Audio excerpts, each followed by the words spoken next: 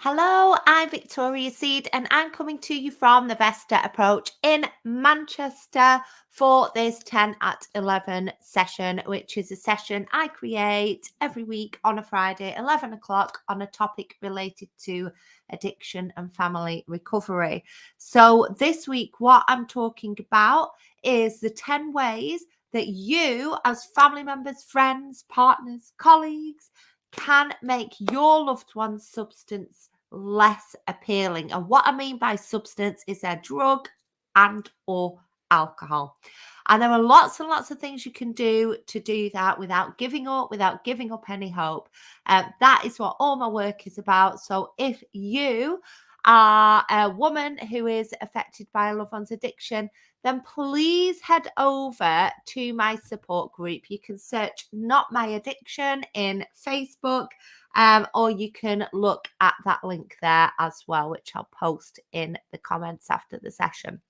So yeah, let's get going then. I really wanted to cover this today because I just wanted a bit of a quick fire few ideas that you can do, make a note of, and then go away and have a think about, and maybe do a little mini audit for yourself around some of the things that you could do more of, some of the things that you could do less of.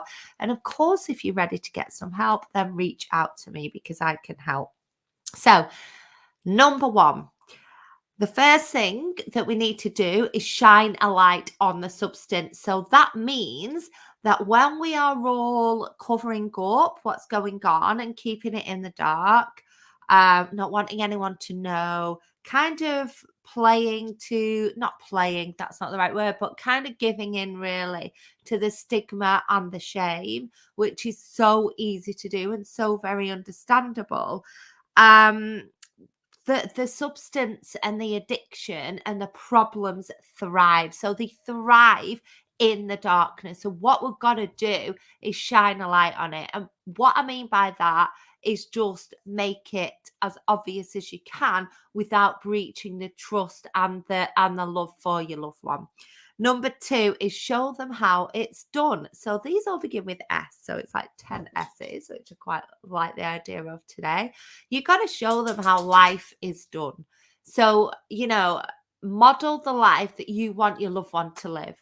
That's what I say to my clients. It's really easy and again, totally understandable. You're doing nothing wrong, by the way, but it can be really easy to kind of get so entrenched in the situation that your loved one's going through that actually you stop living your own life. So then where's the hope? We've got to keep the hope alive by modeling the life that we want them to live. So that's point two. Number three, stand back and let them experience the consequences of their use. So this can be hard for a lot of family members, but obviously we've got to experience the consequences of our behavior in order to make any changes. All right. So for me, if I put weight on and my clothes don't fit, that's what spurs me into actually losing that stone that keeps coming off and on and off and on.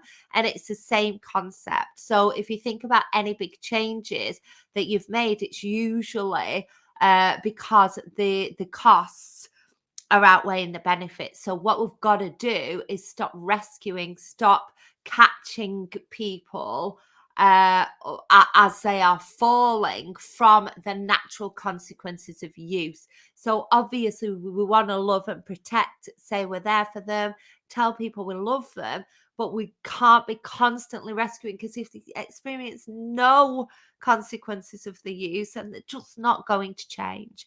Okay. Number four, search for suitable services when you hear change talk.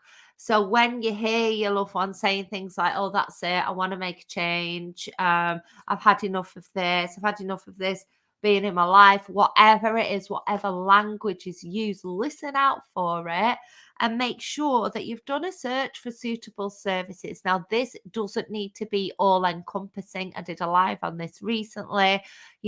Just find 2 or 3 services that you think your loved one will like. And it might mean ringing up, doing a bit of research, speaking to human beings, emailing, whatever you need to do.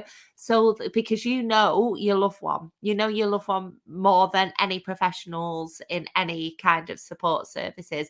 So you know what they are likely to be attracted to in terms of support. So do that bit of work. It's only going to take a few hours. Don't overanalyze it. Just find some support so that when you hear that talk, you can go in there and say, listen, I've found this. Here's a day hub, here's a rehab, here's a therapist, whatever you think is going to work for them. Number 5 is set healthy boundaries. I talk about this all the time. You have to be really clear about what you will and will not accept around you. So this is not about what you're telling another person to do. It is about what you want around you and what you want, what you can't have around you. And there are ways of communicating that to your loved one, which we'll get to in a moment. So set healthy boundaries. And if you don't know what you want, you can't expect the other person to give you that. So make sure you're using I language. This is about what you want. I need this, not you need to stop doing that. Okay. Number 6, stay away when they are intoxicated. So when your loved one's intoxicated, if you hear it on the phone, if you can see it face to face, excuse yourself. Let them know that you have a drink, because that goes back to they've had a drink, or use, because that goes back to point 1, which is shine a light on the substance. Say, I can see you've had a drink, I can see you've used drugs, I don't want that around me. You do whatever you're doing. I'm going to head off out upstairs, whatever it is, and go and do this. So you're withdrawing your company, so the person is left to sit with the substance. It might seem counterproductive, this, but trust me, because it works. Okay. Number 7, set up support and help for you. Can't stress this enough. Again, you need to get your own help as a family member, friend, or partner with a loved one who has problems with alcohol and other drugs, because this is not an easy journey. I've just done a cuppa and connection session in my community. Today it was the first one. And it was the theme that came through was that feeling of being alone when you're living with this, and you're not alone. I've done this work for nearly 2 decades, so you're not alone in this. There are a lot of people going through this. So set up support. Come and join the group. Come and join the community. Sorry, that's not the right one. Not My Addiction. Search for it on Facebook. Come in there and come and meet other people who are going through a similar journey with a loved one who is having problems with alcohol and drugs. Okay. Stop enabling and start helping is number 8. So here, enabling is behavior that makes it easier for your loved one to use their substance. So it kind of goes back to point 3, which was stand back and let them experience the consequences. It's connected to that, but enabling is anything that you might be doing that is making it a little bit easier or comfortable for your loved one to use their substance. Now, this is not to blame you in any way.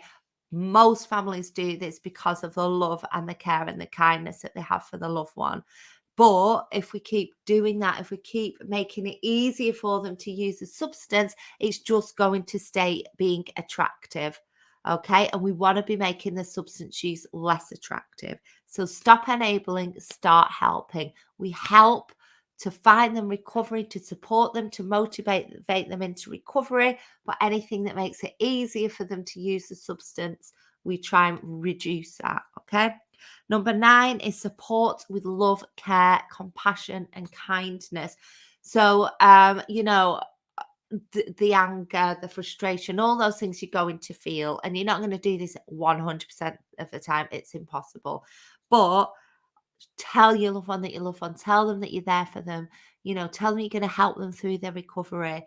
Tell them, you found some support for them whenever they're ready, whatever it is. give them that affection and love, particularly when they're sober, to show them, to give them that message that, you are going to be more open to that support, that love, that kindness and compassion when they are not using their substance, or at times when they're using less. Okay, so support with love, care, kindness and compassion, and that goes for you too. And number 10 is shit, which is don't take any. Okay, you don't need to take on all of your loved ones' grief and shit, what that they're throwing at you, the hassle, abuse, anything like that. You do not need to tolerate. Obviously, you're going to feel what they feel. You're going to help and support with love, kindness, and compassion.